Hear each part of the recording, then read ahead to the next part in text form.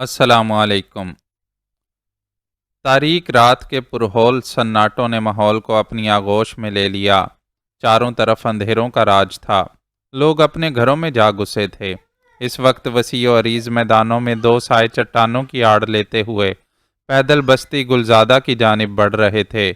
بستی گلزادہ میں تبر خان کا اقتدار ختم ہو چکا تھا اور اب بلال خان کی رہنمائی میں بستی ترقی کے منازل طے کرتی جا رہی تھی۔ خانم شہبانوں کی پوری مدد بلال خان کو حاصل تھی۔ چنانچہ شاہ گڑھی کی طرف سے مالی امداد بھی ملنے لگی۔ خود شمروز خان مہینے 15 دن میں ایک بار بستی گلزادہ کا دورہ کرتا تھا اور یہاں کی ترقی دیکھ کر خوش ہوتا تھا۔ بلال خان ایک نیک نام سردار کی حیثیت سے ابھرا تھا اور لوگوں میں ہر دل عزیز ہو گیا تھا۔ اس کی زیادہ تر توجہ بستی میں رہنے والوں پر مرکوز تھی۔ وہ زرعی زمینوں کو پانی سے سیراب کر رہا تھا اور اس کی خواہش تھی کہ بستی گلزادہ اپنے پیروں پر کھڑی ہو جائے اور کسی بیرونی امداد کی محتاج نہ رہے۔ یہ تمام باتیں بستی والوں کے ذہن سے محو نہیں تھیں اور وہ بلال خان کی عزت کرتے تھے، لیکن بلال خان کی تقدیر کا ستارہ ابھی عروج پر نہیں پہنچا تھا کہ اس پر تاریکیاں مسلط ہو گئیں۔ میدان میں سفر کرتے ہوئے دونوں سائے آہستہ آہستہ بستی گلزادہ میں داخل ہو گئے۔ بلا شبہ بستی گلزادہ میں رات کو پہرا رہتا تھا، لیکن برائے نام اس کی ضرورت نہیں محسوس کی جاتی تھی، چونکہ بستی گلزادہ کا اب کسی سے کوئی جھگڑا نہیں تھا۔ ویسے بھی زیادہ سے زیادہ خطرہ ڈاکوؤں کا ہو سکتا تھا، لیکن ڈاکوؤں میں اب تغرل خان کے علاوہ اور کوئی نام باقی نہیں تھا۔ چھوٹے چھوٹے ڈاکوؤں کے گروہوں نے تو ڈاکے ڈالنے ہی بند کر دیے تھے، کیونکہ سب سے بڑا ڈاکو ان پہاڑوں کا حکمران بن چکا تھا اور اسے خراج ادا کرنے کے بعد ہر بستی کے لوگ چین کی نیند سویا کرتے تھے۔ ہر چند کے خراج کی یہ رقم ان کے لیے تکلیف دہ ہوتی تھی، لیکن زندگیاں بچانے کے لیے مال و دولت کوئی حیثیت نہیں رکھتے۔ بلال خان کے محل سے باہر تاریکیاں پھیلی ہوئی تھیں، جبکہ اندر کچھ روشنیاں نظر آ رہی تھیں۔ احاطے کی دیوار کے پاس دونوں سائے رکے۔ ایک نے دوسرے سے کہا، اندر داخل ہونے کا بہترین راستہ بتا بڑے سر والے۔ بہترین راستہ وہ ہے جو عام لوگوں کی نگاہوں سے پوشیدہ ہو۔ میں اسی کی بات کر رہا ہوں۔ تو پھر آؤ، میں تمہیں بہت عمدہ جگہ بتاتا ہوں، تیمور نے کہا اور تولائی خان اس کے ساتھ آگے بڑھ گیا۔ ایک جگہ کچی اینٹوں کے ڈھیر لگے ہوئے تھے، جو احاطے کی دیوار سے کچھ فاصلے پر تھے، لیکن اگر ان اینٹوں میں سے تھوڑی سی اینٹوں کو اپنی جگہ سے ہٹا کر دوسری جگہ رکھ لیا جاتا تو اوپر چڑھنے کا راستہ بآسانی بن سکتا تھا۔ دونوں آہستہ سے اینٹوں کو اپنی جگہ سے اٹھا کر دوسری جگہ منتقل کرتے رہے اور جب راستہ بن گیا تو تیمور نے کہا، یہاں سے اندر داخل ہونا تو بہت آسان ہے، لیکن اندر داخل ہونے کے بعد ہم یہ نہیں کہہ سکتے کہ ہماری کارروائی کے بعد حالات کیا ہوں۔ چنانچہ اس کے لیے صحیح طریقہ کار یہ ہے کہ واپسی کے راستے آسان ہونے چاہیے۔ یہ کہہ کر تیمور نے چند لمحوں کے لیے کچھ سوچا، پھر وہ احاطے کی دیوار سے اندر داخل ہو گئے۔ یہاں بھی ایک ایسا نشان بنا دیا گیا جس سے واپسی پر صحیح جگہ تلاش کرنے میں کوئی دقت نہ ہو۔ احاطے کے اندر خاموشی چھائی ہوئی تھی۔ یہاں پھولوں کے تختے اور کنج لگے ہوئے تھے۔ مہندی کی باڑیں بھی کافی نظر آ رہی تھیں۔ بظاہر یہ باڑیں محل کی خوبصورتی کے لیے تھیں، لیکن اس وقت یہ اس محل کی تباہی کا باعث ہی بن گئی تھیں۔ چنانچہ وہ دونوں باڑوں کی آڑ لیتے ہوئے آگے بڑھنے لگے اور تھوڑی دیر کے بعد ایک ایسے دروازے کے پاس پہنچ گئے جو محل کے اندرونی حصے میں کھلتا تھا، لیکن بغلی دروازہ تھا اور یہاں سے داخل ہونے والے کے بارے میں عام لوگوں کو نہیں معلوم ہو سکتا تھا۔ اس وقت یہ راستہ ان کے لیے بہترین ثابت ہوا۔ بغلی دروازے پر پہنچ کر تیمور نے اس دروازے کو آزمایا۔ بے شک دروازہ بند تھا، لیکن اسے کھولنا تیمور جیسے آدمی کے لیے مشکل ثابت نہیں ہوا۔ دروازے کے دوسری طرف ایک پتلی راہداری نظر آ رہی تھی۔ وہ لوگ راہداری میں آگے بڑھتے رہے۔ تب تولائی خان نے سرگوشی کے انداز میں پوچھا، کیا تجھے یہ بھی معلوم ہے تیمور کہ خود راول خان اور اس کی بیوی کون سے کمرے میں سوتے ہیں؟ اب اتنی معلومات حاصل کرنا تو میرے لیے ممکن نہیں تھا، لیکن ہم انہیں تلاش کر سکتے ہیں، تیمور نے جواب دیا اور تولائی خان خاموش ہو گیا۔ دونوں بڑی ہوشیاری کے ساتھ محل کے مختلف گوشوں کا جائزہ لیتے رہے۔ کام آسان نہیں تھا اور کسی بھی لمحے ان کی آمد کی خبر پھیل سکتی تھی۔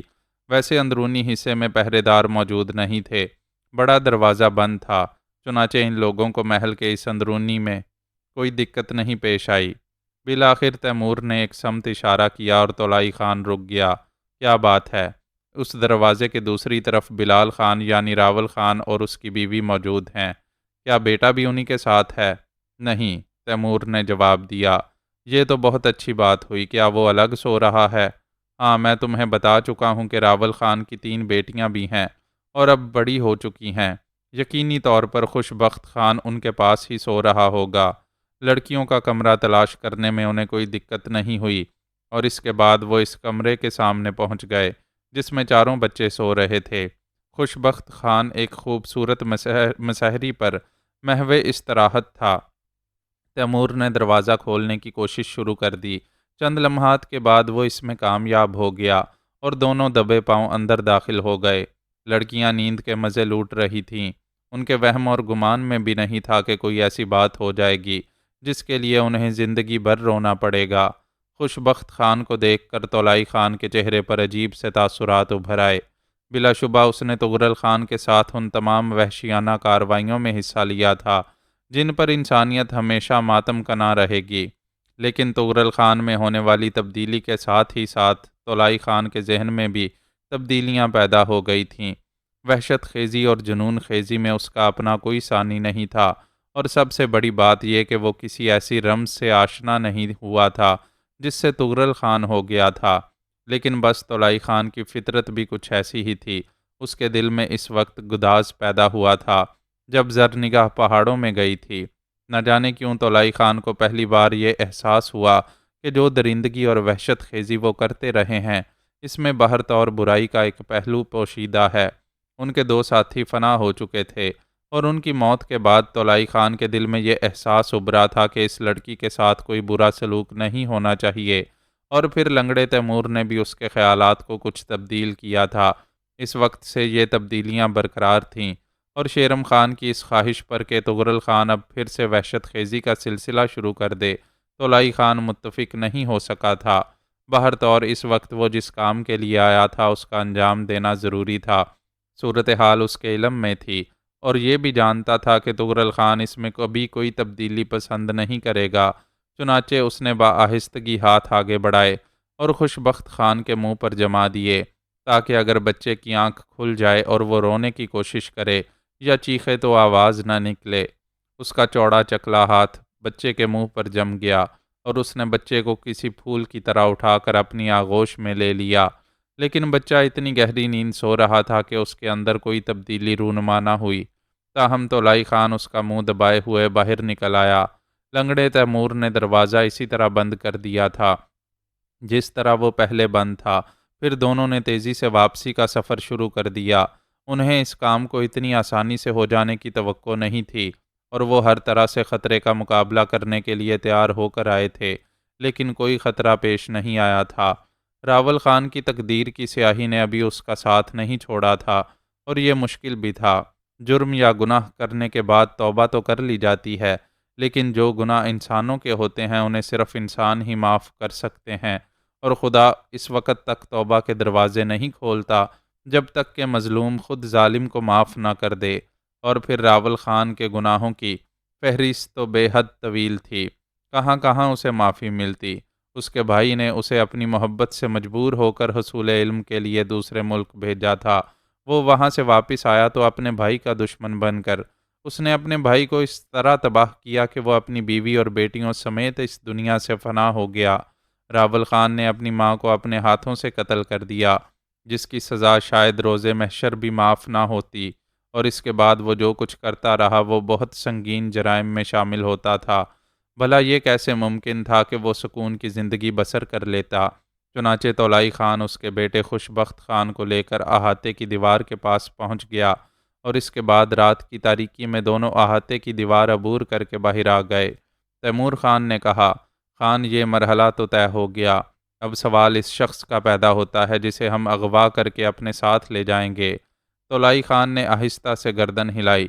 تھوڑی دور پہنچنے کے بعد طولائی خان رکا اور اس نے بچے کو تیمور کی طرف بڑھاتے ہوئے کہا، لو تم اسے لے کر آگے بڑھو اور طغرل خان کے پاس پہنچ جاؤ۔ میں اس شخص کا بندوبست کر کے آتا ہوں جس کی ہمیں ضرورت ہے۔ تیمور نے آہستہ سے گردن ہلائی اور آگے بڑھ گیا۔ طلائی خان کی نظریں چاروں طرف بھٹک رہی تھیں۔ پھر اس نے ایک ایسے گھر کے دروازے کو تاکا جو میدان کے آخری سرے پر تھا، اس امید کے ساتھ کہ گھر کے اندر اس کی حسب منشا کوئی نہ کوئی شخص ضرور مل جائے گا۔ اس نے آہستہ سے گھر کے دروازے کو کھٹکھٹایا، ایک بار، دو بار، تین بار، اور پھر اندر سے آواز آئی، کون ہے؟ براہ کرم باہر آؤ، مجھے سردار بلال خان نے تمہارے پاس بھیجا ہے، طلائی خان نے نرم لہجے میں کہا، اور چند لمحوں کے بعد دروازہ کھل گیا۔ درمیانی عمر کا ایک شخص اس کے سامنے کھڑا تھا۔ بلال خان نے مجھے طلب کیا ہے، اس نے متحیرانہ انداز میں کہا۔ ہاں، بہت ضروری کام ہے، اسے اس وقت تم سے آ جاؤ، جلدی آ جاؤ، دیر کرنے کی ضرورت نہیں ہے۔ اگر تم اجازت دو تو میں گھر میں اطلاع دے دوں، سب سو رہے ہیں اور دروازہ کھلا ہوا ہے۔ اس شخص نے کہا، دروازہ باہر سے بند کر دو، ابھی چند منٹ کے بعد تم واپس آ جاؤ گے، یہ ضروری ہے، طلائی خان نے بدستور نرم اور شفیق لہجے میں کہا، اور اس شخص نے اس کی بات مانتے ہوئے دروازہ باہر سے بند کر دیا۔ پھر طلائی خان کے ساتھ چل پڑا۔ اس کے منہ سے بڑبڑاہٹیں نکل رہی تھیں، سردار بلال خان کو میری کیا ضرورت پیش آ گئی؟ کیا تمہیں یقین ہے کہ انہوں نے مجھے ہی بلایا ہے؟ وہ شخص متحیرانہ لہجے میں بولا، ہاں، کیا نام ہے تمہارا؟ طاہر شاہ، طاہر شاہ، وہ جلدی سے بولا، یہی نام لیا تھا اور مجھے تمہارا گھر بھی بتایا گیا تھا، طلائی خان نے کہا، اور اس وقت طاہر شاہ رک گیا۔ وہ غور سے طلائی خان کو دیکھ رہا تھا۔ مگر تم کون ہو؟ میں نے پہلے تو تمہیں اس بستی میں نہیں دیکھا۔ کیا مطلب ہے تمہارا؟ کیا تم بستی کے تمام لوگوں کو جانتے ہو؟ لو، ہماری بستی گلزادہ ہے ہی کتنی سی، مگر تم گلزادہ کے باشندے نہیں معلوم ہوتے، کہیں باہر سے آئے ہوئے تھے سردار کے پاس؟ طاہر شاہ نے خود ہی سوال کیا۔ اتنی ساری باتیں جاننے کی ضرورت نہیں ہے طاہر شاہ، جو کچھ تم سے کہا جا رہا ہے کرو۔ طلائی خان نے اچانک رائفل نکال لی اور اس کی نال طاہر شاہ کی کمر سے لگا دی۔ طاہر شاہ کے چہرے پر خوف کے آثار نمودار ہو گئے۔ اس کی کیا ضرورت ہے؟ سنو سنو تو بھائی، چل تو رہا ہوں میں۔ ادھر نہیں طاہر شاہ، ادھر، طلائی خان نے میدان کے سرے کی طرف اشارہ کر کے کہا۔ ادھر؟ ادھر کہاں؟ سردار اسی طرف ہے۔ مگر یہ رائفل تو ہٹا لو میری طرف سے، میں نے کوئی ایسی بات تو نہیں کی جس پر تمہیں غصہ آ جائے۔ بہتر یہ نہیں ہوگا کہ تم رفتار تیز کر دو؟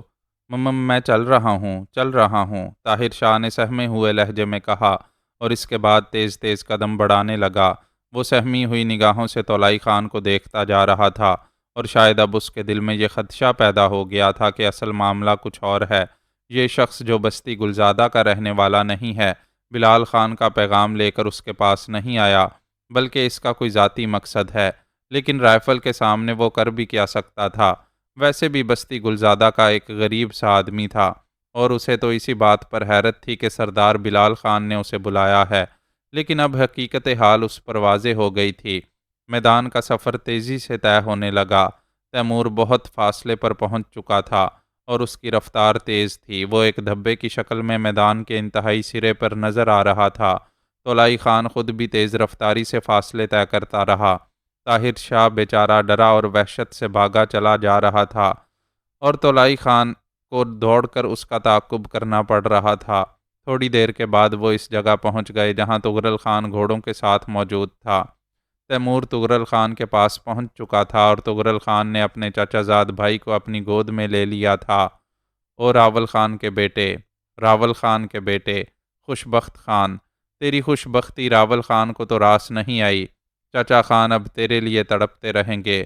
واہ، تو نے دیکھا بڑے سر والے، یہ میرا خون ہے، میرے سگے چچا کا بیٹا۔ اگر عام حالات میں یہ میرے سامنے آیا ہوتا تو شاید اس کے لیے میرے دل میں محبت ابھر آتی۔ بڑا خوبصورت بچہ ہے، بہت ہی خوبصورت ہے یہ، لیکن کیا کیا جائے؟ چچا خان نے جو پودا لگایا تھا اس میں خار ہی خار اگے ہوئے تھے، اب وہ اپنے بیٹے کو ان خاروں سے کیسے بچائے گا؟ اوہ واہ چاچا راول خان، واہ، زندہ رہو، بڑے سر والے نے صحیح مشورہ دیا تھا، تمہاری موت کے بعد تو کچھ نہ رہتا۔ بھلا تمہیں اس دکھ کا احساس کیسے ہوتا جو اولاد کے گم ہو جانے سے ہوتا ہے؟ چاچا خان، اے بڑے سر والے کا شکریہ ادا کرو کہ اس نے تمہاری زندگی بچا لی، اور خوش بخت تو پریشان مت ہونا، تو اپنے بھائی کے پاس ہے، بڑے بھائی کے پاس، تغرل خان ایک وحشیانہ قہقہا لگا رہا تھا اور اس کے بعد طلائی خان کو دیکھنے لگا جو اپنے شکار کو گھیرے ہوئے قریب پہنچ گیا تھا۔ بیچارہ طاہر شاہ جو پہلے ہی خوف و دہشت کا شکار تھا، یہ عجیب و غریب منظر دیکھ کر حیرت سے گنگ ہو گیا تھا۔ اس کی سمجھ میں کچھ بھی نہیں آ رہا تھا۔ تب تغرل خان نے چونک کر پوچھا، طلائی خان، یہ وہ ہے جس کی ہمیں ضرورت تھی؟ ہاں سردار تغرل خان، یہ وہی ہے۔ طاہر شاہ کا تو دم ہی نکل گیا تھا۔ جو شخص سامنے کسی بچے کو گود میں لیے کھڑا تھا وہ ویسے ہی بہت خوفناک معلوم ہو رہا تھا، لیکن اس کا نام سننے کے بعد طاہر شاہ کو اپنے ہاتھوں پیروں کی جان نکلتی محسوس ہوئی۔ تغرل خان نے بچے کو طلائی خان کے ہاتھوں میں دیا۔ سہما ہوا بچہ جاگ گیا تھا، لیکن اس کے منہ سے آواز نہیں نکل رہی تھی۔ وہ عجیب کیفیت کا شکار تھا، بالکل سکتے کی سی حالت میں تھا۔ تب تغرل خان نے آگے بڑھ کر طاہر شاہ کا گریبان پکڑ لیا اور اسے اپنے سامنے کرتے ہوئے بولا، کیا نام ہے تیرا؟ کیا نام ہے تیرا؟ گلزادہ والے، اپنا نام بتا مجھے۔ طاہر شاہ۔ خوب، گلزادہ ہی کا باشندہ ہے تو؟ ہاں خان، مجھے جانتا ہے؟ نہیں، نہیں جانتا۔ تغرل خان کے چہرے پر درشتگی کے آثار پیدا ہو گئے تھے۔ پھر وہ بولا، میں تغرل خان ہوں، شیر کوہ کا تغرل خان۔ کیا سمجھا؟ میں شیر کوہ کا تغرل خان ہوں، ڈاکو تغرل خان، سفید گھوڑے والا۔ سمجھا؟ اب پہچان گیا مجھے؟ طاہر شاہ تو ویسے ہی تغرل خان کا نام سن کر نیم مردہ ہو گیا تھا۔ اس نے بمشکل تمام گردن ہلائی۔ تب تغرل خان نے اس کا گریبان چھوڑ دیا اور بولا، بلال خان تیرا سردار ہے؟ ٹھیک، تم میں سے کوئی نہیں جانتا ہوگا، کوئی نہیں جانتا ہوگا کہ وہ مردود کون ہے۔ چچا ہے وہ میرا، سمجھے؟ وہ میرا چچا ہے اور اس کا نام راول خان ہے۔ مگر چھوڑو، تمہیں ان باتوں سے کوئی سروکار نہیں ہونا چاہیے۔ تو جانتا ہے طاہر شاہ میں نے تجھے کیوں بلایا ہے؟ طاہر شاہ نے نفی میں گردن ہلا دی۔ میرے ساتھ آ، طلائی خان، بچہ اس کے سامنے لاؤ، تغرل خان نے کہا، اور طلائی خان نے بچے کو طاہر شاہ کے سامنے پیش کر دیا۔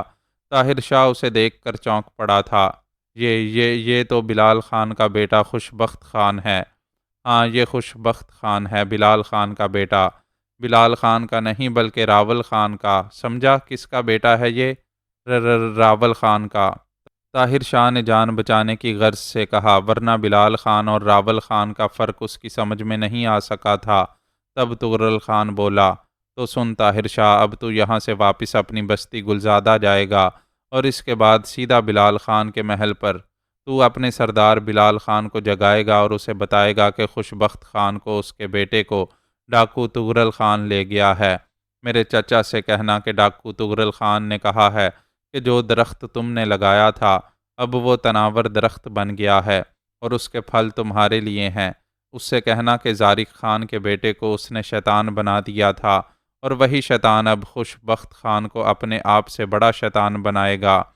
میرے چچا راول خان سے یہ بات کہہ دینا طاہر شاہ کے تغرل خان اپنا قرض وصول کر کے لے گیا ہے اور اب خوشبخت اس کے پاس پروان چڑھے گا، لیکن اس طرح کے مرنے کے بعد بھی راول خان کی روح قبر میں تڑپتی رہے گی۔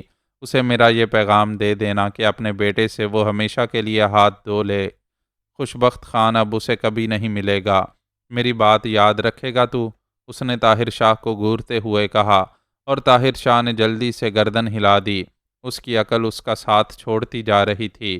بلال خان، راول خان، ڈاکو تغرل خان، چچا، خوشبخت خان، یہ سارے نام اس کے ذہن میں گڈمڈ ہو رہے تھے اور اس کی ذہنی صلاحیتیں ختم ہوتی جا رہی تھیں۔ ایک گولی، صرف ایک گولی، ایک گولی تیرے سینے میں اتر جائے طاہر شاہ تو دنیا کے تمام جھگڑوں سے آزاد ہو جائے گا۔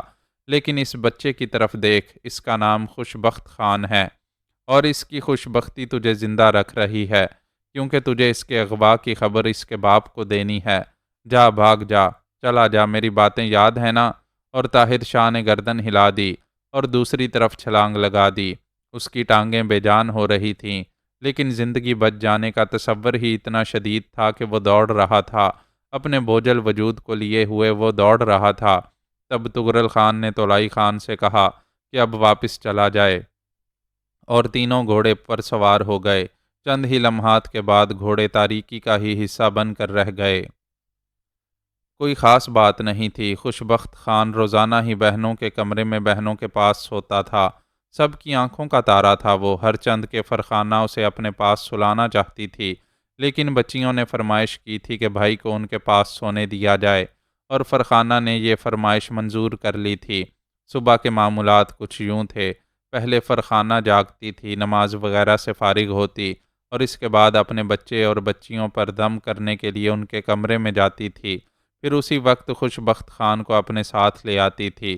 پھر راول خان جاگتا تھا اور دونوں خوش بخت خان کو پیار کرتے، یہاں تک کہ صبح کے ناشتے کا وقت ہو جاتا اور اس کے بعد بچیاں بھی جاگ جایا کرتی تھیں۔ پھر سب مل کر ناشتہ کرتے۔ پھر راول خان بلال خان کی حیثیت سے جرگے کے کاموں کو نپٹانے کے لیے نکل پڑتا۔ یہ معمولات بڑی خوش اسلوبی سے جاری تھے۔ اس صبح بھی فرخانہ اپنی جگہ سے اٹھی، وضو کیا اور نماز پڑھنے بیٹھ گئی۔ پھر نماز سے فارغ ہو کر وہ معمول کے مطابق بچوں کے کمرے کی طرف چل پڑی۔ دروازہ خلاف معمول کھلا ہوا تھا، حالانکہ اس سے پہلے ایسا نہیں ہوتا تھا۔ فرخانہ کے ذہن کو یہیں ایک جھٹکا لگا۔ اس کے بعد وہ تیزی سے اندر داخل ہو گئی۔ دروازے سے اندر داخل ہوتے ہوئے اس نے یہی سوچا تھا کہ شاید کسی بچی کی آنکھ کھل گئی اور وہ کسی کام سے باہر نکلی ہو، لیکن تینوں بچیاں سامنے ہی سو رہی تھیں۔ البتہ خوش بخت خان اپنے پلنگ پر موجود نہیں تھا۔ فرخانہ کا دل ایک لمحے کے لیے بند سا ہو گیا۔ اس نے چاروں طرف دیکھا اور بے اختیار بیٹیوں کو جھنجھوڑنے لگی۔ اٹھو اٹھو تم لوگ، اٹھ جاؤ، خوش بخت کہاں ہے؟ خوش بخت کہاں ہے؟ وہ دیوانہ وار ان سے پوچھنے لگی، اور تینوں لڑکیاں آنکھیں ملتی ہوئی اٹھ گئیں۔ کہ کیا بات ہے اماں؟ بڑی بیٹی نے کہا۔ خوش بخت خان کہاں ہے؟ سو رہا ہے، لڑکی نے کہا، اور اس کی نگاہیں خوش بخت خان کے پلنگ کی طرف اٹھ گئیں۔ اس کا جملہ ادھورا سا رہ گیا تھا۔ پلنگ پر ہی سو رہا تھا اماں، کہاں گیا وہ؟ مجھ سے پوچھ رہی ہے بے وقوف، بتا وہ کہاں ہے، کہاں چلا گیا؟ ارے خوش بخت خان، کہاں ہے خوش بخت خان؟ فرخانہ خوش بخت خان کو آوازیں دیتی ہوئی باہر نکل گئی، اور پھر اس کی ان دیوانہ وار آوازوں میں ہی سے راول خان بھی جاگ اٹھا۔ اس نے فرخانہ کی مسحری کی طرف دیکھا اور پھر اس کی آواز پہچان کر باہر نکل آیا۔ فرخانہ راہداری میں دوڑی چلی جا رہی تھی۔ کیا بات ہے فرخانہ، کیا ہو گیا؟ خوش بخت خان شاید وہ صبح ہی صبح باہر نکل گیا، مگر ایسے جاتا تو نہیں تھا وہ۔ دیکھیے، جلدی سے دیکھیے خان، خوش بخت کہاں ہے؟ بدحواس ہونے کی ضرورت نہیں، ذرا مجھے بتاؤ تو صحیح ہوا کیا ہے؟ وہ اپنی مسحری پر نہیں ہے۔ تینوں لڑکیاں بھی اس سے ناواقف ہیں کہ وہ کہاں گیا۔ کہیں چلا تو نہیں جاتا وہ اٹھ کر؟ ذرا دیکھو، ایسا تو نہیں ہے نیند کے عالم میں باہر نکل گیا ہو اور کہیں اور جا کر سو گیا ہو؟ ہاں، ایسا ہو سکتا ہے، ایسا ہو سکتا ہے، تلاش کرو، نہ جانے کیوں میرا دل ہول رہا ہے، اسے تلاش کرو، فرخانہ نے کہا، اور پھر ایک ایک کونے خدرے میں خوش بخت خان کو تلاش کیا جانے لگا۔ راول خان نے خود بھی مسحریوں کے نیچے غسل خانے میں اور ہر اس جگہ جہاں کے بچے کے چھپ جانے کے امکانات ہو سکتے ہیں خوش بخت خان کو تلاش کیا گیا، لیکن محل کے کسی حصے میں وہ نہ ملا۔ تب راول خان کا ماتھا ٹھنکا اور پھر اس نے محل کے ایک ایک ملازم کو اس میں مصروف کر دیا۔ خوش بخت خان اب اپنے پیروں سے چل پھر سکتا تھا، دوڑ سکتا تھا، کہیں آ جا سکتا تھا۔ چنانچہ اس بات کے امکانات تھے کہ بچہ تو ہے ہی، صبح کو جلد ہی آنکھ کھل گئی ہوگی تو کہیں ادھر ادھر نہ نکل گیا ہو، لیکن محل سے اس کے باہر جانے کا سوال ہی نہیں پیدا ہوتا تھا، اور محل میں جتنے افراد تھے محل کے ایک ایک گوشے میں اسے تلاش کرتے پھر رہے تھے۔ وسوسوں اور خیالات نے دونوں کو گھیر لیا۔ ہر ایسی جگہ کو دیکھ لیا گیا جہاں کسی بچے کے لیے کوئی خطرہ ہو سکتا تھا یا کوئی گڑھا وغیرہ میں گر سکتا تھا، لیکن ایسا کوئی گڑھا اول تو محل میں تھا ہی نہیں، اور اگر تھا تو خطرناک نہیں تھا۔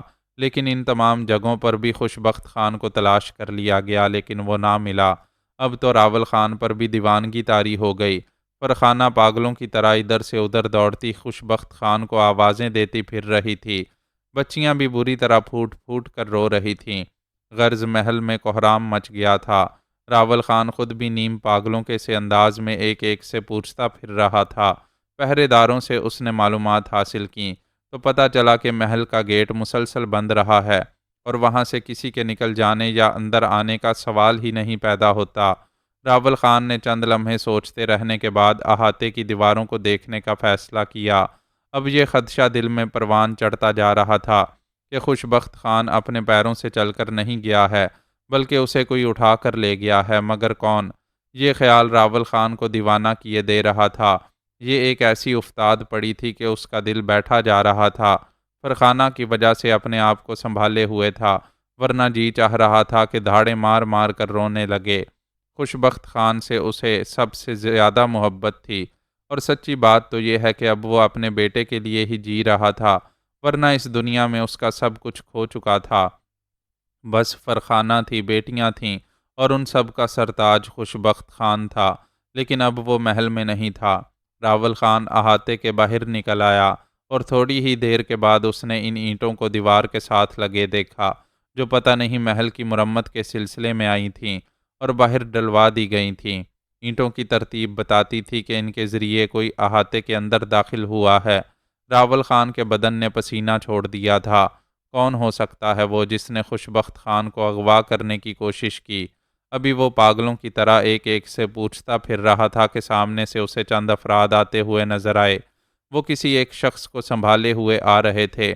آنے والا بستی گلزادہ کا ہی رہنے والا تھا۔ راول خان اسے آنکھیں پھاڑ پھاڑ کر دیکھ رہا تھا، پھر خود تیزی سے دوڑتا ہوا آگے بڑھا اور ان لوگوں کے قریب پہنچ گیا۔ کیا بات ہے؟ کیا ہوا ہے؟ کیا ہو گیا؟ سب نے دیکھا کہ آنے والے ایک زخمی شخص کو بازوؤں سے سنبھالے اس کی طرف لا رہے تھے۔ زخمی شخص کی پیشانی پر پٹی بندھی ہوئی تھی اور اس پٹی سے خون رس رہا تھا۔ وہ بڑی بری حالت میں تھا۔ اس نے ہانپتے ہوئے کہا، سردار بلال خان، سردار بلال خان، میرا نام طاہر شاہ ہے۔ کیا مصیبت ٹوٹی ہے تجھ پر صبح ہی صبح؟ بتاتا کیوں نہیں؟ سردار غضبناک ہو گیا، بہت برا ہو گیا۔ سردار غضب ہو گیا، بہت برا ہو گیا۔ لوگوں، اسے سمجھاؤ، اسے بتاؤ کہ میں خود پریشانی کا شکار ہوں۔ بھائی جلدی سے کہہ، تجھے کیا ہوا؟ میں اس وقت بے حد پریشان ہوں۔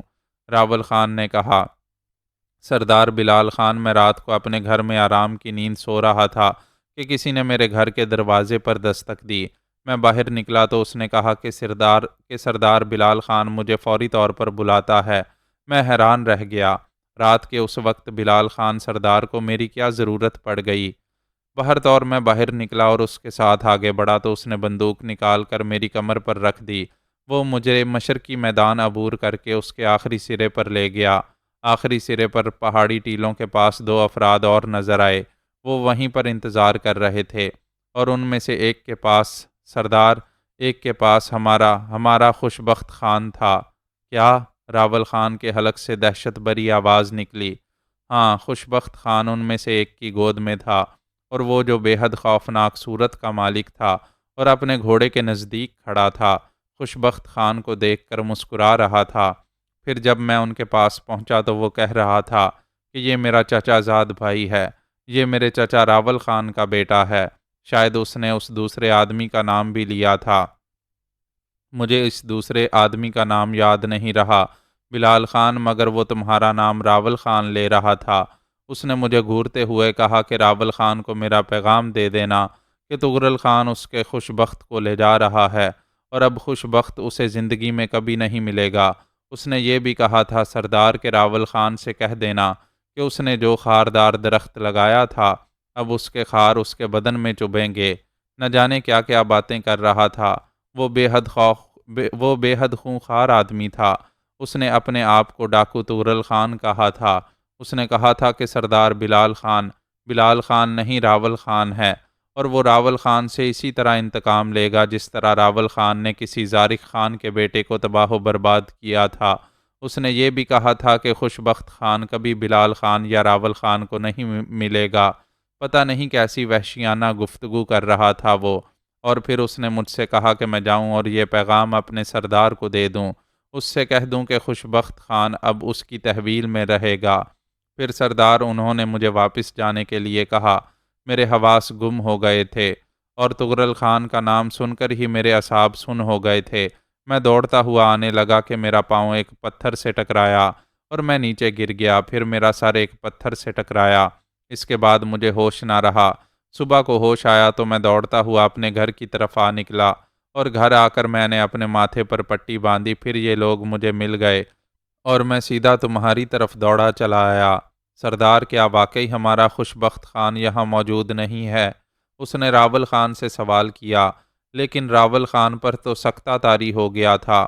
وہ پتھر کے بت کی طرح کھڑا تھا، اس کے چہرے پر سارے جہان کا خوف سمٹ آیا تھا اور بدن میں جنبش بھی نہیں تھی۔ یوں محسوس ہوا جیسے اس کے دل کی حرکت بند ہو گئی ہو، یا پھر وہ پتھر کا بن کر رہ گیا ہو۔ دوسرے لوگ متحیرانہ نگاہوں سے کبھی طاہر شاہ کو دیکھتے اور کبھی اپنے سردار بلال خان کو، پھر دفعتاً ہی راول خان کے ہاتھ فضا میں بلند ہوئے اور اس کے منہ سے آواز نکلی، نہیں میرے معبود، نہیں، نہیں میرے معبود، میں اس سزا کا متحمل نہیں ہو سکوں گا، میں اس سزا کا متحمل نہیں ہو سکوں گا۔ اس کے بعد وہ چکرا کر زمین پر گر پڑا۔ بات کسی کی سمجھ میں نہیں آئی تھی سوائے اس کے کہ خوشبخت خان گم ہو گیا تھا، اور طاہر شاہ کا کہنا تھا کہ ڈاکو تغرل خان اسے لے گیا ہے۔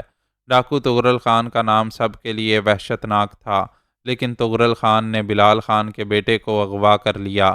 شاید پہاڑوں کی زندگی میں یہ ایک نئی خبر تھی۔ تغرل خان بستیاں تاراج کرتا تھا، لوگوں کو قتل کر دیتا تھا، آگ لگا دیتا تھا، لیکن کسی کو اغوا کر کے شاید اس سے پہلے وہ کبھی نہیں لے گیا تھا، اور وہ بھی کسی معصوم بچے کو۔ بلال خان کا قصہ کسی کی سمجھ میں نہیں آیا تھا، لوگ اس بات پر توجہ بھی نہیں دے رہے تھے۔ وہ تو سب اس بات پر پریشان ہو گئے تھے کہ ان کا سردار بلال خان کسی مصیبت میں گرفتار ہو گیا ہے۔ آج تک بستی گلزادہ میں راول خان نے بلال خان کی حیثیت سے جو کچھ کیا تھا، اس پر پوری بستی اس کی ممنون تھی، اور بستی والے اپنے سردار سے محبت کرتے تھے۔ انہیں بلال خان کی یہ کیفیت دیکھ کر شدید پریشانی ہو گئی تھی۔ پھر وہ لوگ راول خان کو اٹھا کر محل میں لے گئے، اور محل میں ایک بار پھر کوہرام مچ گیا۔ فرخانہ ویسے ہی پاگل ہوئی جا رہی تھی۔ راول خان کو اس حالت میں دیکھ کر اس کے حلق سے دلدوز چیخیں نکلنے لگیں۔ بچیاں رو رہی تھیں اور فرخانہ بین کرتے ہوئے اپنے بیٹے کو پکار رہی تھی۔ راول خان ابھی تک بے ہوش تھا۔ لوگ آپس میں چیمگوئیاں کر رہے تھے۔ فرخانہ کی سمجھ میں نہیں آ رہا تھا کہ آخر اس کا خوشبخت کہاں چلا گیا۔ تھوڑی دیر کے بعد راول خان کو ہوش آ گیا، لیکن وہ اپنی قوت برداشت کھو بیٹھا۔ اس کے حلق سے ایک دلدوز چیخ نکلی، نہیں میرے معبود، نہیں، فرخانہ ہمیں سزا مل گئی، فرخانہ ہمیں سزا مل گئی۔ تغرل خان ہمارے بیٹے خوشبخت خان کو اٹھا کر لے گیا، تغرل خان اسے لے گیا۔ اب فرخانہ کی حالت قابل دید تھی۔ اس نے اپنا سر پھوڑ لیا، اس کی پیشانی خون میں ڈوب گئی، وہ چکرائی اور نیچے گر پڑی، لیکن بے ہوش نہیں ہوئی تھی۔ وہ ماہیے بے آب کی طرح تڑپ رہی تھی اور اپنے بچے کو پکار رہی تھی۔ پھر وہ اپنی جگہ سے اٹھی اور اس نے راول خان کا گریبان پکڑ کر اسے جھنجھوڑتے ہوئے کہا، گناہ میں نے نہیں کیے تھے، سزا مجھے کیوں مل رہی ہے؟ میرا بیٹا خان، میرا بیٹا، مجھے میرا بچہ چاہیے۔ راول خان نے اسے سہارا دیتے ہوئے کہا، خدا سے دعا کرو فرخانہ، خدا سے دعا کرو، معافی مانگو، اپنے گنہگار شوہر کے لیے معافی مانگو، معافی مانگو، اس کے لیے یہ سزا ہے۔ ہاں، وہ بات آج بھی میرے کانوں میں گونج رہی ہے فرخانہ، میں نے اس وقت یہ نہیں سوچا تھا، لیکن آج میں اس حقیقت کو نظر انداز نہیں کر سکتا۔ ہاں فرخانہ، وہ آواز میرے کانوں میں ابھر رہی ہے۔ اس نے کہا تھا کہ یہ دنیا حساب کا گھر ہے، کچھ کی رسی دراز ہوتی ہے، کچھ کی تنگ، کوئی جلد ہی سزا پا لیتا ہے، کچھ دیر سے۔ نہیں میرے معبود، نہیں، مجھے یہ سزا نہ دے، یہ سزا مجھے نہ دے، تغرل خان، تغرل خان کتے، میرے بھائی کے بیٹے، میں تیرا گنہگار ہوں، مجھے سزا دے لے، جو سزا چاہیے مجھے دے لے، مگر میرا بیٹا مجھے واپس کر دے۔ وہ اسے ہلاک کر دے گا، وہ اسے مار دے گا، نہیں، وہ اسے زندہ نہیں چھوڑے گا۔ خان، میں تم سے اپنا بیٹا لوں گی، مجھے اپنا بیٹا چاہیے۔ فرخانہ دیوانوں کی طرح چیخنے لگی۔ پوری بستی میں کوہرام مچتا جا رہا تھا۔ بستی گلزادہ کے لوگ جوک در جوک جمع ہو کر ایک دوسرے سے صورتحال معلوم کر رہے تھے۔ یہ بات سب کے لیے تعجب خیز تھی کہ تغرل خان کو خراج ادا کیا جاتا ہے، یہ بستی اس کی باج گزار ہے، پھر تغرل خان نے ایسا کیوں کیا؟ حقیقت حال سے کوئی واقف نہیں تھا، کوئی نہیں جانتا تھا کہ ان کا سردار بلال خان تغرل خان کا چچا راول خان ہے، اور یہ چکر بہت طویل ہے۔ یہ کہانی شیر کوہ سے شروع ہوئی تھی اور اب بستی گلزادہ تک پہنچ گئی تھی۔ نہ جانے یہ کہانی کہاں کہاں تک پہنچے، کوئی نہیں جانتا تھا، حقیقتوں سے کوئی روشناس نہیں تھا۔ راول خان اپنے آپ پر قابو پانے کی کوششوں میں مصروف تھا۔ بہت سے مسائل سامنے آ کھڑے ہوئے تھے، اور اگر اپنے آپ کو سنبھالا نہ جاتا تو پھر نہ جانے کیا ہوتا۔ فرخانہ اور بچیوں کی زندگی بھی خطرے میں پڑ جاتی۔ اس نے خود کو ایک کمرے میں بند کر لیا۔ اس نے سب سے کہہ دیا کہ اسے پریشان نہ کیا جائے۔ کمرے میں بند ہو کر وہ حالات پر غور کرنے لگا۔ اپنی حالت خراب کرنے سے کچھ نہیں مل سکتا تھا۔ اسے تمام صورتحال معلوم ہو گئی تھی۔ کسی طرح طغرل خان کو یہ علم ہو گیا کہ راول خان بلال خان کی حیثیت سے بستی گلزادہ کا سردار بنا ہوا ہے، اور وہ یہاں پہنچ گیا۔ اس نے راول خان سے اپنا انتقام لینے کے لیے خوش بخت خان کو اغوا کر لیا۔ اس کے اوسان خطا ہوئے جا رہے تھے۔ طاہر شاہ کے ذریعے جو پیغام طغرل خان نے اسے پہنچایا تھا، راول خان سے زیادہ اور کون اس سے آگاہ ہو سکتا تھا؟ وہ کانٹے دار درخت جو راول خان نے اپنے ہاتھوں سے لگایا تھا، طغرل خان ہی تھا، اور اب طغرل خان کو اس کا احساس ہو گیا تھا کہ اس کی بربادی کا باعث اس کا چاچا راول خان ہے، اور اس نے اپنی انتقامی کارروائی شروع کر دی۔ کیا طغرل خان میرے خوش بخت خان کو زندہ چھوڑ دے گا؟ کیا وہ اسے مار دے گا؟ اس پر وحشت سوار ہونے لگی۔ اس نے کپڑے پھاڑ کر باہر نکل جانا چاہا، لیکن پھر اپنے آپ کو سنبھالا دیا۔ اگر وہ اس وقت سمجھداری سے کام نہیں لے گا تو فرخانہ پھر سے برباد ہو جائے گی۔ تینوں بچیاں در بدر ماری ماری پھریں گی۔ کچھ کرنا ہوگا۔ پھر اس نے فیصلہ کیا کہ وہ طغرل خان کی تلاش میں نکلے گا۔ وہ طغرل خان کی منت سماجت کرے گا۔ اس سے کہے گا کہ اس کا مجرم حاضر ہے، جو سزا اس کے لیے مقرر کی جائے اسے دے دی جائے، خوش بخت کی زندگی کو کوئی نقصان نہیں پہنچایا جائے۔ ہاں، میں یہی کروں گا۔ اس نے آخری فیصلہ کیا، اور پھر اپنے آپ کو صبر و تحمل کا پیکر بنا کر کمرے سے باہر نکل آیا۔ باہر بے شمار لوگ جمع تھے۔ بہت سے سردار آ گئے تھے اور اس سے صورتحال معلوم کر رہے تھے۔ تب اس نے آہستہ سے کہا، معزز ساتھیوں، میرے بھائیوں، ڈاکو طغرل خان میرے بیٹے خوش بخت خان کو اغوا کر کے لے گیا ہے۔ وہ مجھ سے کیا کہہ کے گیا ہے یہ میں نہیں جانتا، لیکن اگر آپ لوگ میرے ساتھ تعاون کریں تو میں آپ سے ایک درخواست کرنا چاہتا ہوں۔ حکم دو بلال خان، ہم تمہارے لیے جانیں دینے کے لیے تیار ہیں۔ بہت سے لوگوں نے بیک آواز میں کہا، میرے دوستو، مجھے کسی کی جان نہیں چاہیے۔ میں تم سے ایک درخواست کرتا ہوں، میری بیوی اور میرے بچوں کا خیال رکھا جائے۔ بستی گلزادہ کے معاملات کو خوش اسلوبی سے میری غیر موجودگی میں سنبھالا جائے۔ میں تم لوگوں کا دل سے شکر گزار ہوں گا۔ میں خوش بخت خان کی تلاش میں جا رہا ہوں، اور یقیناً میں اپنے بیٹے خوش بخت خان کو واپس لے آؤں گا۔ سردار بلال خان، تم اطمینان رکھو، تمہاری غیر موجودگی میں کبھی تمہاری کمی کا احساس نہیں ہونے دیا جائے گا۔ ہم سب اپنے خدا کو اپنی نگاہوں کے سامنے رکھ کر وعدہ کرتے ہیں کہ تمہاری بیوی اور تمہاری بیٹیوں کا اپنی بہن اور اپنی بچیوں کی طرح خیال رکھا جائے گا، لیکن ہم تمہیں تنہا نہیں جانے دیں گے۔ ہم میں سے جسے منتخب کرو اپنے ساتھ لے جاؤ۔ میرے دوستو، جو کچھ میں نے کہا ہے مجھے وہی کرنے دو، میں تمہارا شکر گزار رہوں گا۔ راول خان نے کہا، اور اس کے بعد اس نے فرخانہ کے کمرے میں جا کر اسے سمجھاتے ہوئے کہا، فرخانہ، اس بات کا یقین رکھو، خوش بخت خان کو میں دوبارہ تمہاری آغوش میں لا کر ڈال دوں گا، یہ میرا تم سے وعدہ ہے۔ اس دوران صبر و تحمل کا دامن ہاتھ سے نہ چھوڑنا، خوش بخت خان کی زندگی کی دعائیں کرنا اور بچیوں کا خیال رکھنا۔ میں جا رہا ہوں۔ خان، میرا خوش بخت خان، میں بھی تمہارا راول خان ہوں۔ فرخانہ، ہم دونوں کے لیے دعائیں کرنا، ہم دونوں کے لیے۔ لیکن اگر تم بے سکون رہیں تو شاید میں خوش بخت خان کو تلاش نہ کر سکوں۔ نہیں خان، نہیں، تم جاؤ، میرے بچے کو لے آؤ، جاؤ، میرے بچے کو لے آؤ۔ فرخانہ نے اپنی ہچکیاں روکتے ہوئے کہا، اور راول خان اسے تسلی دے کر باہر نکل آیا۔ لیکن اس نے فرخانہ سے جو کچھ کہا تھا اس پر خود اسے بھی یقین نہیں تھا۔ اس کا مد مقابل طغرل خان تھا۔ طغرل خان خوش بخت خان کو لے گیا تھا۔ کیا وہ اس سے لڑ کر خوش بخت خان کو حاصل کر سکے گا؟ یہ خیال اسے خود مضحکہ خیز لگ رہا تھا، تاہم کچھ نہ کچھ کرنا تھا۔ بستی گلزادہ والے حقیقت نا آشنا تھے۔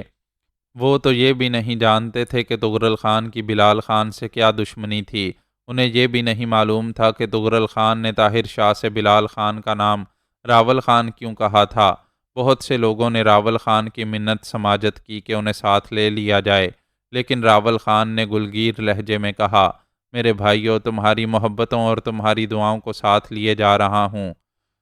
تمہیں علم ہو چکا ہے کہ میرے بیٹے کو اغوا کر کے لے جانے والا تغرل خان ہے۔ وہ میرے بارے میں کسی غلط فہمی کا شکار ہو گیا ہے۔ ظاہر ہے میں اس سے جنگ کرنے نہیں جا رہا۔ اگر وہ مجھے مل گیا تو میں اس سے اپنے بیٹے کی واپسی کی بھیک مانگوں گا۔ تم یہاں رہ کر میرے لیے دعا کرنا۔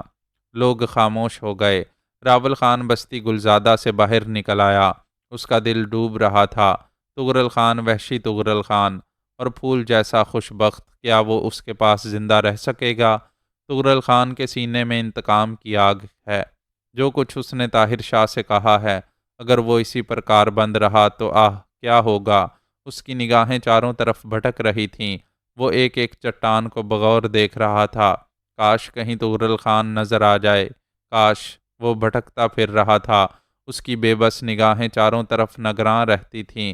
نہ جانے کب کہاں سے تغرل خان کا گھوڑا گزرے اور وہ اس کے گھوڑے کے پیروں سے لپٹ جائے۔ کوئی بستی تھی۔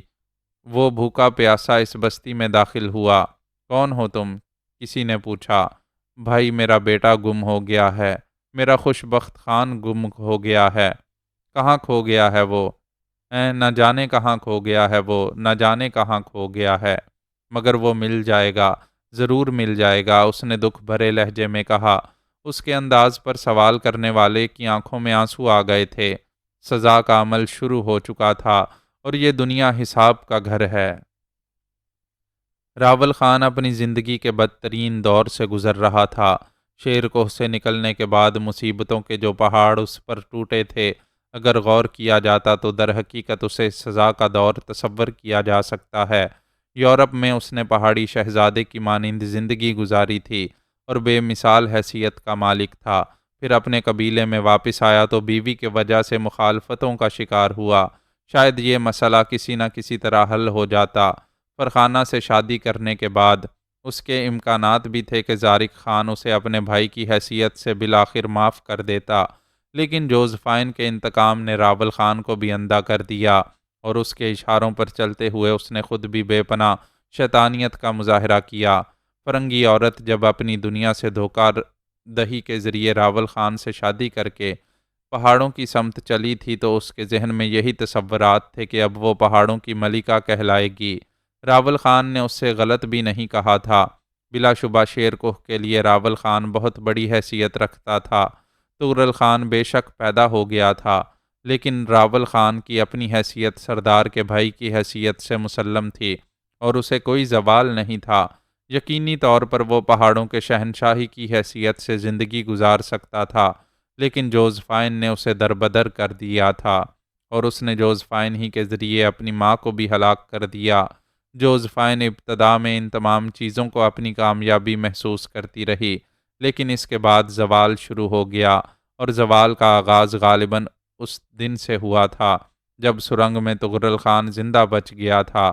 جوزفائن اس سلسلے میں کبھی فیصلہ نہیں کر پائی تھی کہ اس سے بنیادی غلطی کہاں ہوئی۔ بہت سے عوامل تھے، بہت سی باتیں تھیں۔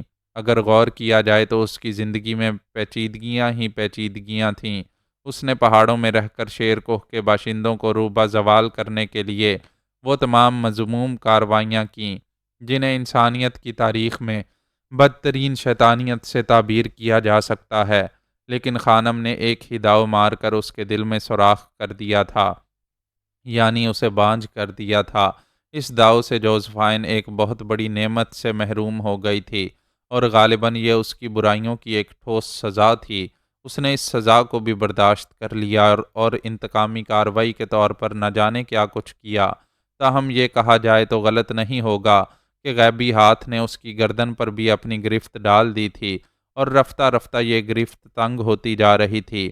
یہ الگ بات ہے کہ ابھی مکمل دباؤ نہیں شروع ہوا تھا۔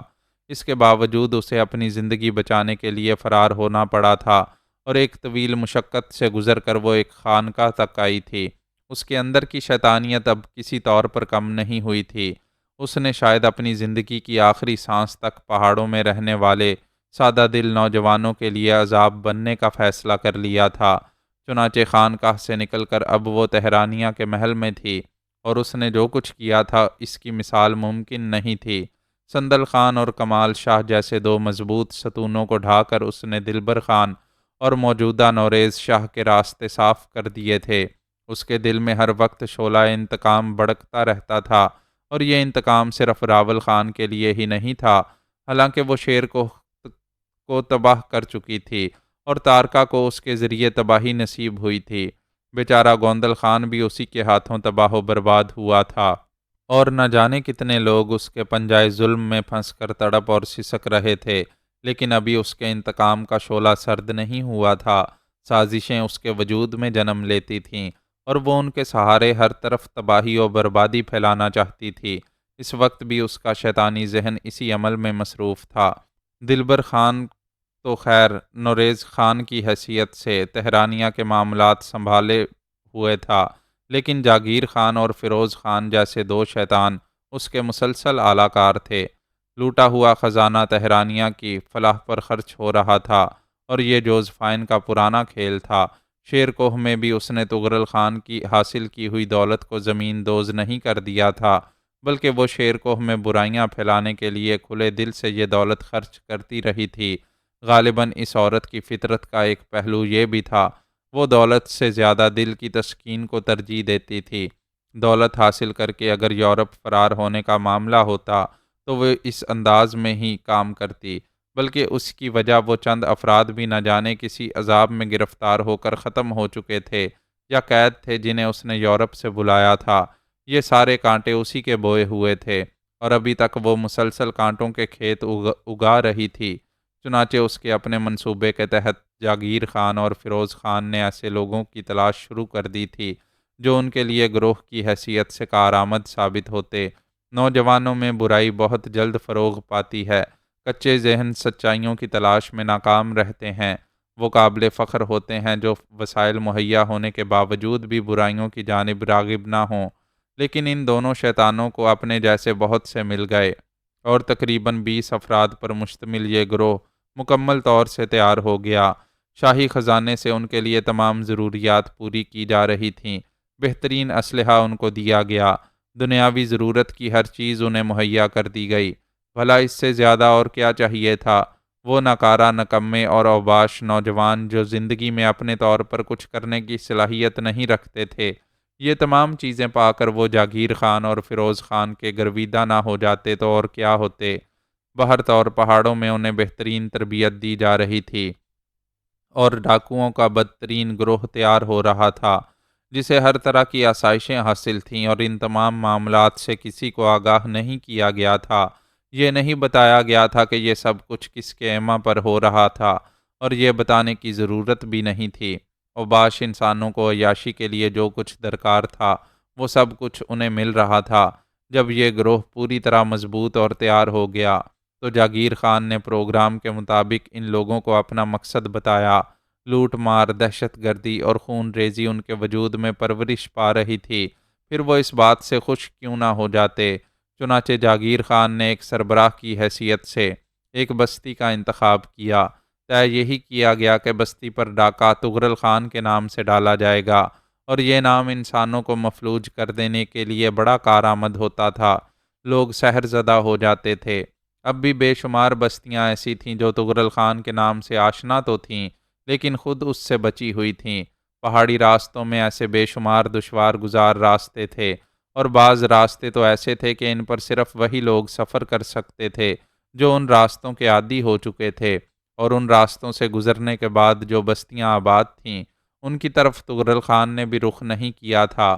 وجہ یہی تھی کہ راستے کی صعوبتوں کے خطرات اس نے مول نہیں لیے تھے، اور ایسی بستیوں کی فہرست جوزفائن یا ان لوگوں کی نگاہ میں شاہ خانم کی طرف سے تیار کرنے کا حکم دیا گیا تھا۔ پھر ایسی ہی ایک بستی کا انتخاب کر لیا گیا، اور جاگیر خان نے اس بستی میں پہلا ڈاکہ ڈالا۔ بستی خوشحال تھی، لوگ پرسکون تھے، اس میں کوئی شک نہیں کہ تغرل خان کا نام ان کے کانوں میں پہنچا ہوا تھا، لیکن وہ ان دشوار گزار راستوں سے گزر کر ان تک پہنچے گا، اس کا انہوں نے تصور بھی نہیں کیا تھا۔ رات کی تاریکیوں میں برفانی ہواؤں نے بستی والوں کو جب دروازے بند کر کے سونے پر مجبور کر دیا تھا، گولیوں کی آوازوں نے بستی پر دہشت پھیلا دی۔ اور اس کے بعد جب تغرل خان کے نام کا نعرہ گونجا تو بستی والے کانپ اٹھے۔ وہ طوفان اس طرف آ گیا تھا جس سے وہ آشنا تو تھے لیکن کبھی ان کا سابقہ نہیں پڑا تھا۔ بستی کے کچھ لوگوں نے عدم واقفیت کی بنا پر مقابلہ کیا تو جاگیر خان نے ان پر موت کے دروازے کھول دیے۔ تغرل خان کے طریقہ کار سے سب کو واقفیت حاصل تھی اور تغرل خان کا نام لے لے کر بے شمار انسانوں کو موت کے گھاٹ اتار دیا گیا تھا، اور اس کے بعد بستی کے ہر گھر کو لوٹ لیا گیا۔ تغرل خان کی لوٹ مار میں بے شک درندگی ہوتی تھی لیکن بہر طور اس میں ایک وقار تھا، جبکہ جاگیر خان اور فیروز خان کے ہاتھ جو بھی قیمتی چیز لگی انہوں نے اسے نہ چھوڑا اور بستی کو کلاش کر دیا۔ بستی والوں نے دست بستہ عرض کی کہ وہ بھی باج گزاروں میں شامل ہونا چاہتے ہیں، لیکن یہاں مسئلہ دوسرا تھا۔ ان کی باج گزاری بھلا ان دونوں کے کس کام آ سکتی تھی؟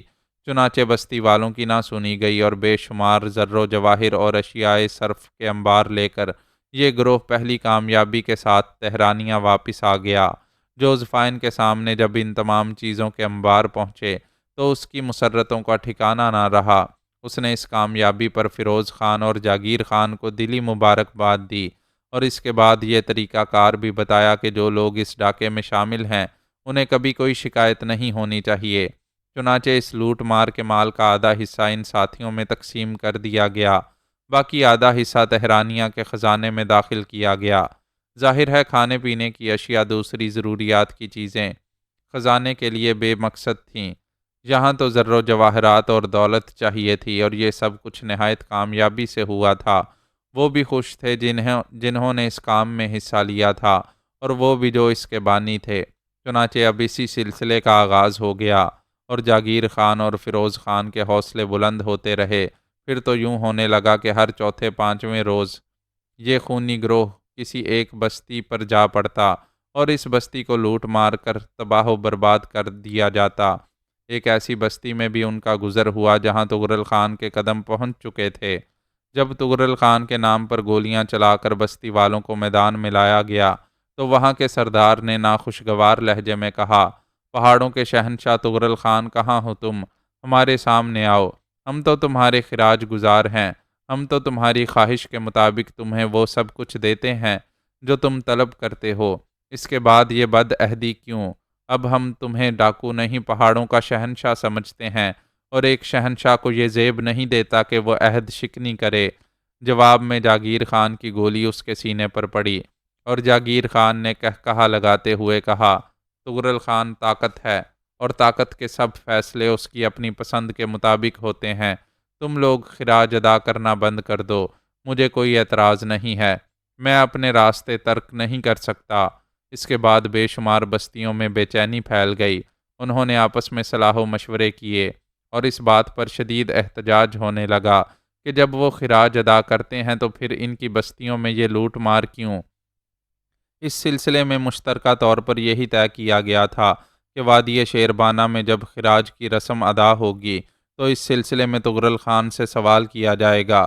یہ تو کوئی بات نہ ہوئی، ان کا سب کچھ تو لٹ جاتا ہے، پھر خراج کی شکل میں وہ کیا ادا کریں؟ کسی بستی کے ایک سردار نے کہا، تم جانتے ہو کہ اس پر کوئی چیز اثر نہیں کرتی، وہ شیطان ہے اور ان پہاڑوں میں اس کی زندگی طویل ہے، اس سے کچھ کہنا بیکار ہی ہوگا، وہ وہی کرتا رہے گا جو اس کی خوشی ہوگی۔ ہم کس مصیبت میں گرفتار ہو گئے؟ اس سے بہتر تو یہ ہے کہ مشترکہ طور پر بستیوں کی مساجد میں دعائیں مانگی جائیں کہ خداوند عالم ہمیں اس اژدہے سے محفوظ کر دے۔ یہ ایک شخص کا مشورہ تھا، دوسری تمام بستیوں کے لوگوں نے یہی طے کیا تھا کہ اس بار جب خراج کی رسم ہوگی تو مشترکہ طور پر وہ تغرل خان سے یہ شکایت کریں گے، اور اس بات پر وہ تمام لوگ متفق ہو گئے تھے۔ لیکن ابھی خراج کی ادائیگی کا وقت بہت دور تھا اور اس وقت تک کمبخت جاگیر خان جوزفائن کے اشارے پر نہ جانے کتنی بستیوں کو تاراج کرنے کا عہد رکھتا تھا، اور وہ اپنی ان کوششوں میں کامیاب رہا۔ بات تغرل خان کے نام کی تھی، اگر یہ نام درمیان سے ہٹا دیا جاتا تو شاید پھر کسی کی مجال نہیں تھی کہ وہ یہ سب کچھ کر لیتا۔ لوگ تو صرف تغرل خان کے نام سے خوف زدہ ہو جاتے تھے اور ان کے اس خوف سے جاگیر خان پورا فائدہ اٹھا رہا تھا۔ تہرانیہ کے خزانے بھرتے جا رہے تھے اور جوزفائن نوریز کی مدد سے تہرانیہ میں ایک بہترین فوج تیار کر رہی تھی، آہن و آتش میں ڈوبی ہوئی فوج جسے وہ راول خان کے مقابلے پر لانا چاہتی تھی، جس کے ہاتھوں تغرل خان کو گرفتار کرنا چاہتی تھی۔ یہ منصوبہ اس کے ذہن میں دیوانگی کی حد تک گھر کر چکا تھا، اور اس کی مسلسل کوششیں یہی تھیں کہ وہ اپنے اس مقصد میں کامیابی حاصل کر لے۔ جاگیر خان اور فیروز خان اس کے اس مقصد کی بہترین تکمیل کر رہے تھے۔ رات کی تاریکیاں پھر دہشتوں سے آباد ہو گئی تھیں۔ ایک رات جاگیر خان کو ایک عجیب واقعے سے دوچار ہونا پڑا۔ وہ ایک بستی میں دہشت و بربریت کے جھنڈے گاڑ کر لوٹ رہا تھا کہ ویران راستوں پر بستی سے کچھ دور ایک شخص اسے کھڑا نظر آیا۔ اس کے دونوں ہاتھ پھیلے ہوئے تھے اور وہ چیخ چیخ کر کچھ کہہ رہا تھا۔ راستہ اسی سمت سے گزرتا تھا۔ جاگیر خان حیرت سے اس آدمی کو دیکھنے لگا، اور پھر اس نے اس کی آوازیں سنی، تغرل خان، رک جا تغرل خان، تجھے اپنے اس پیارے کا واسطہ جسے تو اس دنیا میں سب سے زیادہ عزیز رکھتا ہے، زارق خان کے بیٹے، میرے بھتیجے، رک جا، خدا کے لیے رک جا، میں تجھ سے کچھ کہنا چاہتا ہوں، میں تجھ سے بات کرنا چاہتا ہوں تغرل خان، میں راول خان ہوں، میں تیرا چچا ہوں، رک جا تغرل خان، خدا کے لیے رک جا۔ جاگیر خان حیرت سے اس شخص کو دیکھتا رہا۔ تغرل خان کا چچا، بات کچھ سمجھ میں نہیں آ رہی تھی۔ بہرطور اس نے اس شخص کو قابل اطمینان نہ سمجھا۔ فیروز خان نے تو ریوالور نکال لیا تھا کہ اسے گولی ہی مار دے، لیکن نہ جانے کیوں جاگیر خان نے ہاتھ اٹھا کر اسے منع کر دیا۔ وہ شخص مسلسل جاگیر خان کے گھوڑے کے ساتھ ساتھ دوڑ رہا تھا، اور گروہ کے لوگ حیرت سے اسے دیکھ رہے تھے۔ اس کے منہ سے نکلنے والی آوازیں عجیب سی تھیں۔ گھوڑے اپنی رفتار سے دوڑ رہے تھے، اور پیدل دوڑنے والا زیادہ دور تک ان کا تعاقب نہ کر سکا تھا۔ اسے ٹھوکر لگی تھی اور گر گیا تھا، لیکن جاگیر خان اور فیروز خان کے لیے یہ الفاظ بڑے تعجب خیز تھے۔ وہاں سے دور نکلنے کے بعد وہ دیر تک اس کے بارے میں باتیں کرتے رہے تھے۔ فیروز خان نے کہا، یہ تغرل خان کا چچا تھا، اگر ہم اسے اپنے ساتھ لے چلتے تو کیا حرج تھا؟ کم از کم ہمارے پاس تغرل خان کی نشانی کے طور پر رہتا، مگر اس کی باتیں سمجھ میں نہ آنے والی تھیں۔ میرا بیٹا مجھے دے دے، مجھے اس کی صورت دکھا دے، مجھے اپنے ساتھ لے چل۔ چھوڑو، کس چکر میں پڑ گئے، ہمیں اپنے کام سے کام رکھنا چاہیے، جاگیر خان نے جواب دیا۔ وہ معمول کے مطابق تہرانیہ میں داخل ہو گئے۔ معمول کے مطابق اس بار بھی جب وہ گروہ کے تمام افراد سامان انبار کر کے اپنے اپنے گھروں کو چلے گئے، تو جاگیر خان اور فیروز خان نے شاہ خانم کو اپنی کامیاب واپسی کی اطلاع دی۔ شاہ خانم کی آنکھوں میں فتح مندی کے آثار تھے۔ نوریز خان بھی اس وقت اس کے حجرے میں ہی موجود تھا۔ شاہ خانم مسکراتے ہوئے کہنے لگی، دلبر خان، بے شک تم اپنے بھائیوں کے ساتھ ان تمام کارروائیوں میں حصہ نہیں لیتے، لیکن کیا تم اس بات پر یقین کرو گے کہ یہ دونوں زندگی کی بہترین لطافتوں سے ہمکنار ہو رہے ہیں؟ یہ جو لمحات گزار رہے ہیں، وہ تمہاری سرداری کے ان لمحات سے کہیں زیادہ دل نواز ہیں۔ زندگی انہی صحرا گردیوں میں پوشیدہ ہے، اور وہ جو ان کے سامنے زندگی کی بھیک مانگتے ہوں گے، انہیں کتنے اچھے لگتے ہوں گے۔ ان کے ساتھ لاتعداد واقعات پیش آتے ہیں، اور یہ انہیں بھول جاتے ہیں، کیونکہ اس سے زیادہ دلکش واقعات ان کی آنے والی زندگی میں ہوتے ہیں۔ کیوں جاگیر خان، میں نے غلط تو نہیں کہا؟ بستیوں میں چیختے کراہتے مرتے لوگوں کو دیکھ کر تمہیں کیا احساس ہوتا ہے؟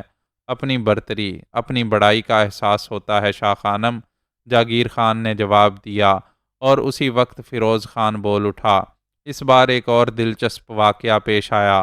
کیا؟ شاہ خانم نے مسکراتے ہوئے سوال کیا۔ ہم ایک بستی کو تاراج کرنے کے بعد واپس آ رہے تھے کہ راستے میں ہمیں ایک شخص ملا، نیم دیوانوں کی سی کیفیت رکھتا تھا۔ وہ ہمیں تغرل خان سمجھ کر ہم سے ایک عجیب قسم کا مطالبہ کر رہا تھا۔ وہ کہہ رہا تھا، زارق خان کے بیٹے راول خان کے بھتیجے، مجھے معاف کر دے، مجھے میرا خوش بخت واپس دے دے۔ تغرل خان، میں راول خان ہوں، تیرا چچا، میرا خوش بخت مجھے واپس دے دے، سزا دینا ہے تو مجھے دے، خوش بخت کو چھوڑ دے۔ بہت دیر تک وہ ہمارے گھوڑوں کے پیچھے پیچھے دوڑتا رہا، لیکن سمجھ ہی نہیں آئی تھی کہ کیا بات ہے۔ شاید تغرل خان سے اس کا کوئی ایسا معاملہ ہو۔ ہم نے اسے ہلاک کرنے کا فیصلہ کیا، لیکن جاگیر خان نے منع کر دیا اور کہا کہ بے مقصد ہلاکت بے معنی ہے۔ پتہ نہیں کون تھا، فیروز خان اپنی دھن میں کہہ رہا تھا اور جوزفائن کے پورے بدن میں تھر تھری دوڑ گئی تھی۔ اس کا چہرہ سرخ ہو رہا تھا، اس کی آنکھوں میں بے پناہ چمک آ گئی تھی۔ پھر کیا ہوا؟ اس نے سوال کیا۔ کچھ نہیں، ہمیں چونکہ صورتحال کا علم ہی نہیں تھا۔ غالباً طغرل خان اپنے چچا کے بیٹے خوش بخت خان کو اٹھا کر لے گیا ہے، اور وہ شخص جس کا نام راول خان تھا اس سے اپنے بیٹے کی واپسی کی درخواست کر رہا تھا۔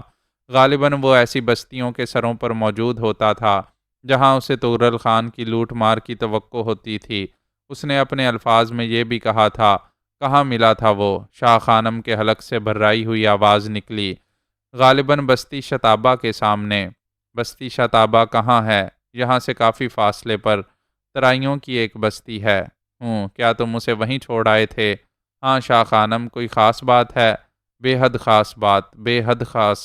شاہ خانم کے حلق سے غراہٹ نکلی۔ تم نہیں سمجھتے جاگیر خان، طغرل خان کے نام کے ساتھ اگر وہ شخص اپنا کوئی ایسا رشتہ بتا رہا تھا تو تمہیں اسے نظر انداز نہیں کرنا چاہیے تھا، اپنے ساتھ لے آتے۔ یہ ہم نے سوچا بھی نہیں، ہمیں اس کا یہاں لانا بے مقصد سا لگا۔ نہیں جاگیر خان، میں تمہیں اس وقت ایک اور حکم دے رہی ہوں۔ تم اور فیروز خان فوراً اپنے 5 ساتھیوں کے ساتھ جاؤ، بستی شتابہ پہنچو اور جس طرح بھی بن پڑے اس شخص کو تلاش کر کے یہاں لاؤ۔ اور ایک بات غور سے سن لو، اس کی تلاش بے حد ضروری ہے۔ تم اسے ہر قیمت پر یہاں لاؤ گے، لیکن زندہ اور زخمی کیے بغیر۔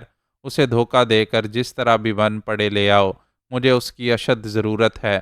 اور اس بات کو بھی ذہن نشین کر لو کہ اگر وہ ہمارے ہاتھ لگ گیا تو ہمیں ایسے بے پناہ فوائد حاصل ہوں گے جن کا تم تصور بھی نہیں کر سکتے۔ دونوں بھائی اپنی جگہ سے اٹھ گئے تھے۔